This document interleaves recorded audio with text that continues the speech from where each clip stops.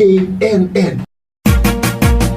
wadani maxay kula tahay halka Soomaaliya afar inu safadaan waradna midnimada Soomaaliya waa muqaddas adna maxay kula tahay no waranagu horanu goone aqoonsi baan doonayna adna habartayni ninkii arooso adeerkayna leewaaye waradna maxay kula tahay dawlad dhexe oo sal adag oo adna yaa minay xamar xisaab ku jirin waxaan dhihi karaahe adna maxay kula tahay boowe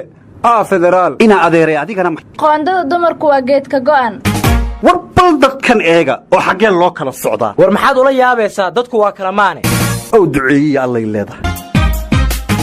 war minanka kama bixina magaalada ka warama bal array boorta wajahantay war magaalada hadaan kaaga waramo abaan xisad wuxuu yiri mar hadaad murugoto muusana ugu garweeye yaa muwaadinku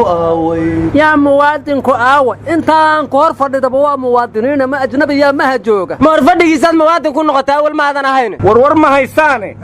madaxweynaha Soomaaliya shalag galab wuxuu jeediyay khudbad taariikhi ah oo قبله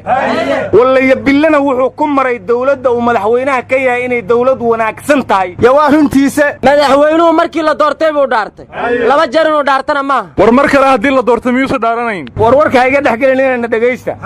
madaxweynuhu wuxuu yiri markii la doortay shacabka Soomaaliyeed waad ogeydeen sidaad ii taageerteen walina waxa la idinka rabaa taageerada inaad sii wadaan gabayna waa raaci wuxuu yiri shacabkii da'yar iyo da'weyn dibadda soo dhoobtay oo ii durbaan tumay markaan daarta soo galayay ma dambiilayaal baa dhex galay hoos ka soo diraya yaa gabagaas nin dadweynaha kamid ah ka jawaabay wuxuuna yiri dadweynuhu dantow kaalahay waagi lagu doortay haday durugtay oo daahday oo maalin lagu diirsan waa duruuf dardartiya rajadii inay ka daalaan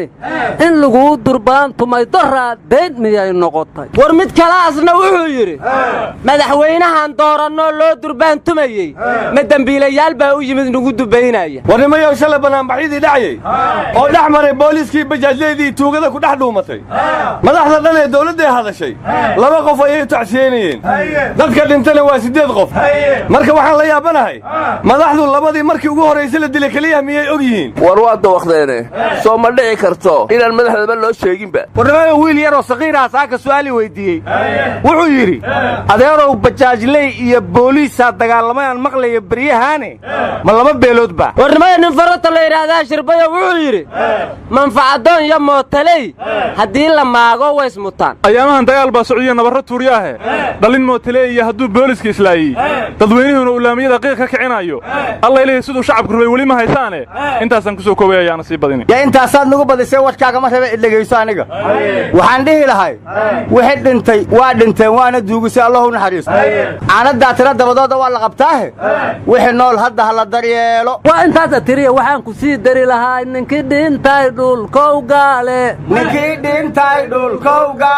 halka dhaqmaya dhowrahe ninkii dhintay dhulkow gaale halka dhaqmaya dhowrahe war ma inta dhimatay ooydan mise inta nool warniyo qowdhanow maalin kasta maxaa sii shisheeyay noogula hadashaa dadka miyaadan wax ku lahayn war adeerwadu waarantee jaarbayna hadda waqin anigu waxaan leeyahay dambi adan laan iyo duqnimo xambaarsadiyay baa ka haboone dadkay waa isku duubna jiritaanka difaacda war caadisi maanta war ma heestaan baarlamaankii taafadu waa tii laga saaray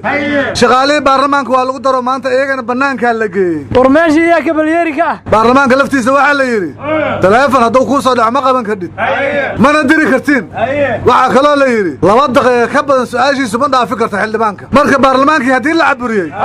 shacabka maxaad u maleynaysaan ya kululaatay xaajadii wax kale meel kale u tagay ahaahe war waxa u moogidin waxa la yiri su'aalaha ugu badan waxa la weydiiyay Faad Yaasiin waxa laga weydiiyay arinta Roobow wuxuu yiri taaniga iyo mataala garsoorka la weydiiyo waxa la weydiiyay jidadka dhagaxyada la dhigay xaaladda amniga wuxuu yiri aniga iyo mataala taliyaasha la weydiiyay waxa la weydiiyay saraakiisha nabad sugidda mushaarkoodii wuxuu yiri aniga iyo mataale sargaalka mushaar qaadan hortayda hal keeno war ma hayside su'aalaha kale oo badan waxa la weydiiyay wasiirka amniga islow markii la weydiiyay su'aasha iima taalla ma yidhi u dhihi waaye fahadaaba uga horreeyey war anigu waxaan la yaabanahay xildhibaanada inta fahad soo fadhiisiiyeen su'aalaha weydiiye xilkooda ma rabaan miya car ila xisaabtanoo xilkaaga haysa miya war waa dhunsan tihiine xildhibaan xil lagama qaadi karo war taliyaha booliiska waxaa wax laga weydiiyey dalalkii dhacay oo ciidanka boolisku geystay iyo isku dhacyadii dhex maray booliska iyo milatariga su'aal kastoo la weydiiyey wuxuu uga jawaabay ciidankii geystay waa soo xirnay muxuu dhihi waaye taliyaha milatarigu hadduusan milatarigiisa ceshanayn anugu kaligay booliska ma ceshan karo horta marka horeba milatari inuu beledka soo galo booliiska ku diriraan aaba qalad ahayd aryaadhaha su'aal lees weydiiyo xabatari mayso beledkan waxa ka dhacayana cid moogu ma jirto ee waxaan dhihi lahay how ilaahowna badbaadiyo nabiixii baadila baate ilaahowna badbaadiyo nabiixii baadila baate aamiin warwarkaan warka weynaa idiin hayaayay dhegaysta kenya waxay dacwad ka gudbisay tansaaniya waxayna tiri roobkii naga hor joogsatay waxay kaloo raacaysay warkaas yuganda waxay naga haysataa webi la yidhaahdo majingo soomaaliyana baddii naga qaadatay tiri ilaahow dariska noo beddelay tiri adaa koonka xukume yaa ilaahay ha ka aqbalo iyakana dhexdaan ilaahay ha ka baxsho cid kaloo ka khayroonna ilaahay ha noogu bedelo maxaad cid kale u keenay annagaaba degayna meeshay ka baxdeen warniyo war ma haysaane somalilan oo dhan roob doon baa ka dhacday ilaahay baanan roob ka barinay inuu noo keeno sida kenya bila'aadan ka dacwoon maynee ilaahay baan roob weydiisannay cid laga ceshan kartaana ma jirto warnimada nin baa waxaa la yidhi qaraxiisoo bataan buu ahay markaasuu yidhi yaa lahaay shabaab baa lahay baa la yidhi oo ma qarxiyeen buu yidhi maxay u qarxi waayeen 1500 qofood baa ku dhimataa la yidhi markaasuu yidhi inta qoslay iska daaya gaari la'aan baa ku dhacda ayagane war nimankiina aan warramaayo waa waalantihiin kuwaanna weesoo ma dhowrno waxayna dhaheen